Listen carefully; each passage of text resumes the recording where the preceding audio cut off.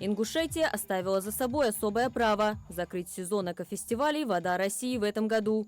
Республика – шестой регион, который проводит такое масштабное экологическое мероприятие. На берегу Асы и притока Сунжи оно собрало волонтеров, представителей республиканских властей, экологических сообществ и активных жителей.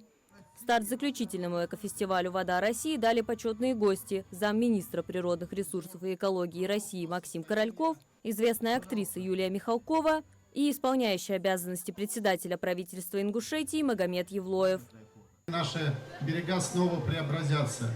И, конечно, я очень рад, что у нас такое большое количество нашего подрастающего поколения, детей. Это самые главные наши учителя, потому что давайте помним, что важно не только убирать мусор за собой, важно не мусорить. Поэтому я уверен, что эти акции в том числе будут вдохновлять нас на то, чтобы оставлять берега наших красивейших рек после своего отдыха такими же чистыми, как мы пришли. Спасибо, что это субботнее утро встречаете не на диване, а на свежем воздухе вместе со мной, вместе с командой «Воды России» для того, чтобы совершить полезный поступок – прибрать берег реки Асса. Я буду вместе с вами рядом, вместе прибираться, давайте общаться, радоваться, фотографироваться. Кто соберет больше всего мусора, того добавлю в друзья ВКонтакте. От имени главы Ингушетии Махмуда Али Калиматова участников поприветствовал Магомед Евлоев.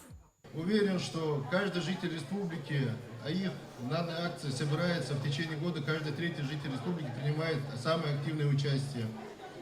Хочу поблагодарить нашего уважаемого гостя в его лице все Министерство природных ресурсов и экологии Российской Федерации, которые активно помогают, оказывают нам непосредственно непосильную помощь со всем инвентарем, который мы задействуем в данной акции, а также помогают нам в очистке наших берегов, принятии участия нашим регионам во всех федеральных программах по линии Министерства природных ресурсов и экологии.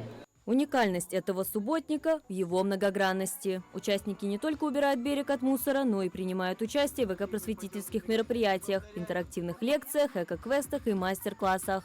Но чем ближе начало уборки, тем больше людей собирается у сцены. Участникам предложили присоединиться к общей разминке.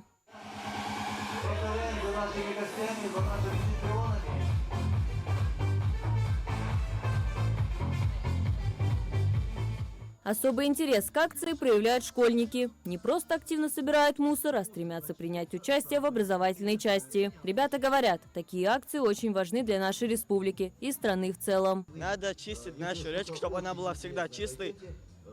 Чтобы надо убирать мусор, чтобы экология чистая была, все хорошо было у нас. Это очень интересно, потому что тут за сборы мусора, за самую интересную находку дают призы, награды, QR-коды.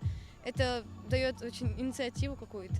Я считаю, что такие мероприятия очень важны для природы, чтобы люди знали, к чему это все приводит, чтобы не сорили, не загрязняли нашу экологию. Не обошлось и без полевой кухни, которую участники смогут попробовать через несколько часов после старта субботника. Запах еды уносится ветром практически до сцены.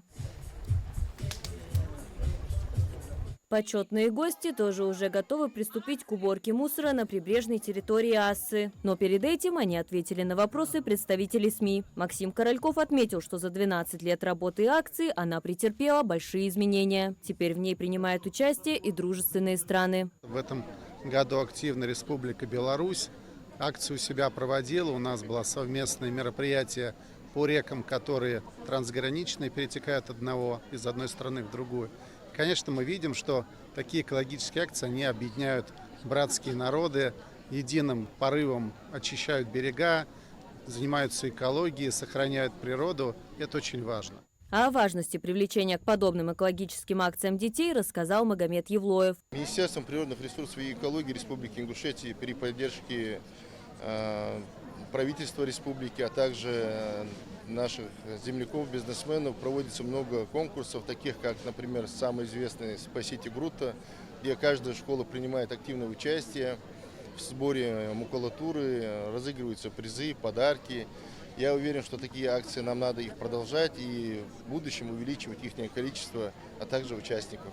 той же позиции выступила Юлия Михалкова. Будучи вновь амбассадором акции, она ранее уже посещала Ингушетию и принимала участие в экофестивалях. Актриса поделилась своим трепетным отношением к экологии. Знаете, меня бабушка в детстве всегда брала на субботники. И для меня это такое было важное дело. Я себя чувствовала взрослой наравне с бабушкиными подругами, такими серьезными.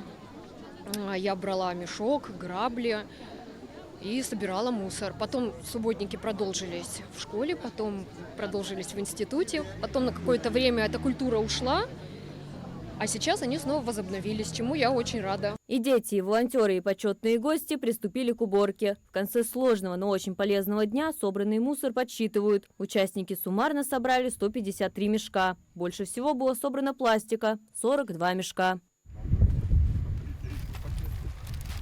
Вот на природе должна быть только природа. Ингушетия на протяжении нескольких лет занимает лидирующие позиции в рейтинге регионов по проведению экологических акций по уборке берегов. В прошлом году участие в них приняли порядка 80 тысяч жителей республики. Вместе они очистили свыше 300 километров берегов и собрали более 9 тысяч кубометров мусора. Ингушетия по праву является одним из лидеров в заботе об экологии и продолжает сохранять этот статус. И сегодняшний масштабный субботник – еще одно доказательство этого. Марьям Акиева, Абдулат Ангиев, Магаз 24.